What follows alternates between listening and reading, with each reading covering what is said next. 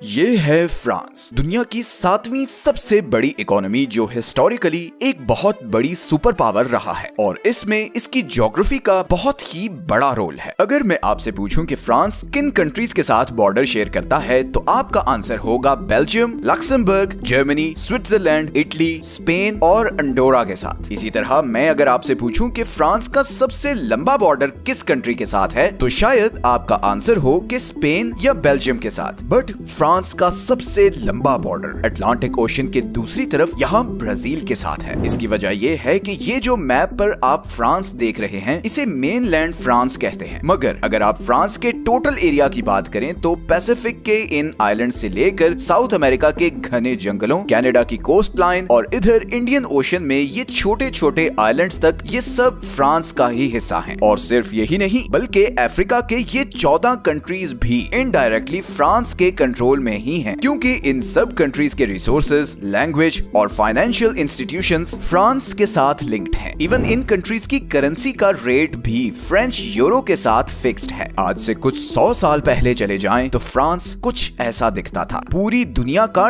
10% land area French empire के control में था। अफ्रीका से लेकर साउथ ईस्ट एशिया तक फ्रेंच एम्पायर का ही सिक्का चलता था। फ्रांस हमेशा से यूरोप का सबसे ज्यादा पॉपुलेशन वाला कंट्री रहा है। 17th सेंचुरी तक यूरोप में हर 5 में से एक आदमी फ्रेंच होता था, लेकिन फिर वॉर्स और फ्रेंच रेवोल्यूशन में तकरीबन 20 लाख लोग मारे गए और फिर वर्ल्ड वॉर 1 में भी 12 से 13 लाख फ्रेंच मारे गए, जिसके बाद फ्रेंच पॉपुलेशन बहुत कम हो गई। और इसी का हल निकालने के लिए 1960s और 70s में फ्रांस ने इन आइलैंड से हजारों बच्चे किडनैप किए और उन्हें मेनलैंड फ्रांस लेकर गए ताकि अपनी गिरती हुई पॉपुलेशन को बूस्ट कर सके। खैर, फ्रेंच एम्पायर पर तो एक सेपरेट वीडियो में बात करेंगे। आज की वीडियो में हम देखते हैं कि फ्रांस की ज्योग्राफी ने उसे इतना अमीर, पावरफुल और डेवलप्ड कंट्री कैसे बनाया। फ्रांस अटलांटिक ओशन और मेडिटेरेनियन सी में घिरा हुआ वो अकेला यूरोपियन कंट्री है जिसकी 2 समुद्रों को एट अ टाइम एक्सेस है, एक नॉर्थ सी और दूसरा मेडिटेरेनियन सी। इस पर भी वीडियो में आगे चलकर मजीद बात करेंगे, बट पहले जरा ये देखते हैं कि मेनलैंड फ्रांस का बॉर्डर किस तरह के कंट्रीज के साथ है। अगर हम फ्रांस के पड़ोसी कंट्रीज का जीडीपी पर कैपिटा इस मैप पर मेंशन करें तो you will notice the wealth that is circulating around France. जब आपके पड़ोस में इतना पैसा सर्कुलेट कर रहा हो तो इसके इफेक्ट्स आप पर भी आते हैं। खैर, अब जरा फ्रांस की कोर ज्योग्राफी की बात करते हैं। सबसे पहले अगर हम फ्रांस की सदर्न साइड पर जूम इन करें तो यहाँ पर फ्रांस और स्पेन के बॉर्डर के बीच पिरेनीज माउंटेन रेंज है। इसी माउंटेन रेंज की वजह से फ्रांस को हमेशा से सदर्न साइड से एक नेचुरल प्रोटेक्शन मिलती है। 8वीं सदी में जब मुसलमानों ने स्पेन पर कब्जा किया तो उनका अगला टारगेट फ्रांस था और यहीं से वो आगे यूरोप तक जाना चाहते थे, मगर ये पहाड़ क्रॉस करना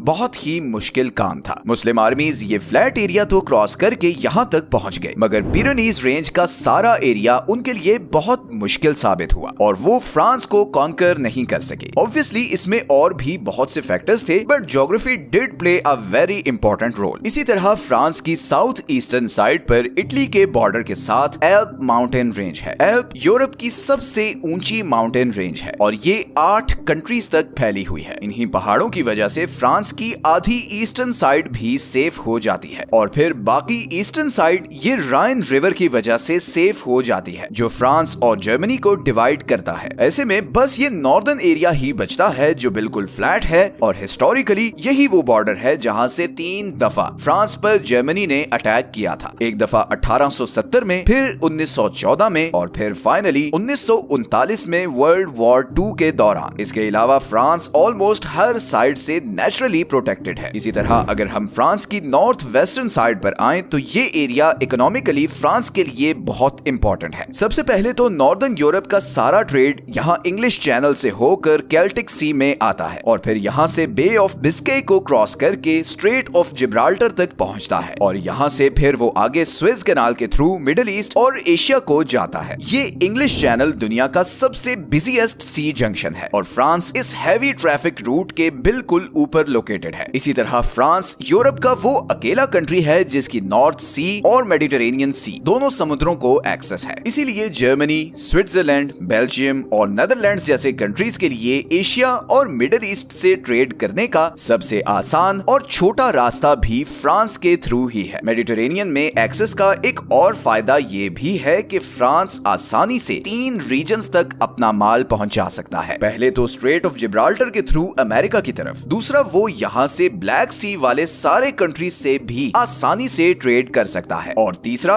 वो यहाँ स्विस कैनाल के थ्रू सारी ईस्टर्न और मिडिल ईस्टर्न मार्केट से भी ट्रेड कर सकता है। और इससे भी बड़ा एडवांटेज ये है कि वो एशिया और मिडिल ईस्ट से यहाँ सेंट लुइस पोर्ट पर आने वाला सारा माल आसानी से राइन रिवर के थ्रू फ्रांस के सेंटर और बाकी यूरोपियन कंट्रीज तक पहुंचा सकता है। इसी तरह फ्रांस की सारी वेस्टर्न साइड पर अटलांटिक ओशन है, जिसकी वजह से उसे नॉर्थ और साउथ अमेरिका तक भी डायरेक्ट एक्सेस है। अब अगर हम इंग्लिश चैनल की तरफ वापस आएं तो यहाँ फ्रांस की वेस्टर्न साइड पर ब्रिटेन है, दुनिया की 6ठी सबसे बड़ी इकोनॉमी। इन दोनों कंट्रीज ने आपस में ट्रेड को बूस्ट करने के लिए एक रेलवे टनल बनाया हुआ है जो यूके में फोक्सटन को लंदन और नॉर्दर्न फ्रांस में कैले से कनेक्ट करता है, और फिर यहाँ पर एक जबरदस्त रेल नेटवर्क है जो पेरिस तक जाता है। बेल्जियम से भी एक रेलवे लाइन यहाँ इस नेटवर्क से कनेक्ट होती है। तो इस तरह फ्रांस के थ्रू सेंट्रल यूरोप भी ब्रिटेन से कनेक्ट हो जाता है। फ्रांस का आखिरी जियोग्राफिकल बेनिफिट है उसका ये एक्सटेंसिव रिवर सिस्टम। फ्रांस के सारे दरिया उसके मेजर शहरों के साथ कनेक्टेड हैं, जिसकी वजह से यहाँ एक तो पानी की सप्लाई का कोई इशू नहीं होता, और दूसरा यहाँ सारी जमीन बहुत फर्टाइल है। इसी फर्टाइल जमीन की वजह से फ्रांस यूरोप का तीसरा सबसे बड़ा एग्रीकल्चरल एक्सपोर्ट्स करने वाला कंट्री भी है। इन्हीं रिवर्स की वजह से फ्रांस के पास यूक्रेन के बाद दूसरी सबसे बड़ी एग्रीकल्चरल जमीन भी है, and on top of this France का दूसरा सबसे बड़ा एनर्जी सोर्स भी इन्हीं रिवर्स से पैदा होने वाली बिजली है। तो ऑल इन ऑल ये सब फैक्टर्स मिलकर फ्रांस की ज्योग्राफी को बहुत ही आइडियल बना देते हैं। इवन अगर हम इन इंडियन ओशंस के आइलैंड्स की बात करें तो फ्रांस ने इन आइलैंड्स पर बहुत हैवी मिलिट्री प्रेजेंस मेंटेन की हुई है, और उसकी वजह यह है कि वो यहाँ से न सिर्फ अपने ट्रेड कंटेनर्स को प्रोटेक्ट करता है बल्कि मिडिल ईस्ट और साउथ ईस्ट एशिया में डेवलप होने वाली जियोपॉलिटिकल सिचुएशन पर भी कड़ी नजर रखता है। तो ये थे फ्रांस की ज्योग्राफी के बारे में कुछ अमेजिंग फैक्ट्स। अगर आपको ऐसी map, animated, geography related videos पसंद हैं तो वीडियो के एंड में आपको Saudi Arabia, Turkey, Mexico, Mongolia, Spain और दूसरे बहुत से कंट्रीज की ज्योग्राफी से रिलेटेड प्लेलिस्ट का लिंक मिलेगा। वहां से आप ये सब वीडियोस देख सकते हैं। चैनल को सब्सक्राइब जरूर कर लें और कमेंट्स में टॉपिक भी सजेस्ट करते रहें। मिलते हैं नेक्स्ट वीडियो में एक और इंटरेस्टिंग टॉपिक के साथ। अपना ख्याल रखें। अल्लाह हाफिज।